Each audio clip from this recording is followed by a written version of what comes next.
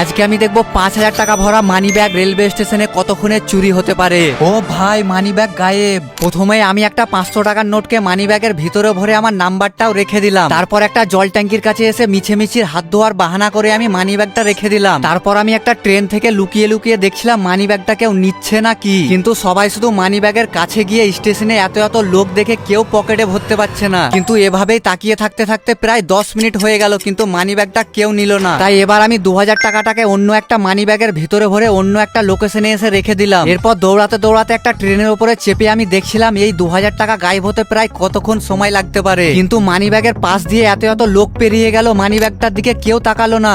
তাই ওখান থেকে পালিয়ে এসে আমি মানি ব্যাগের ভিতরে 2500 টাকা আর আমার একটা ফটো রেখে দিলাম, যেন জিনিসটা পাওয়ার পর কেউ আমাকে খুঁজে দিয়ে দেয়। এরপর যেখানে লোকগুলো বসে থাকে ওইখানে চুপচাপ মানি ব্যাগটা রেখে আমি সাইডে সরে গেলাম। কিন্তু 5000 টাকাটা চুরি হলো না কি সেটা দেখার জন্য সাবস্ক্রাইব করে রাখো।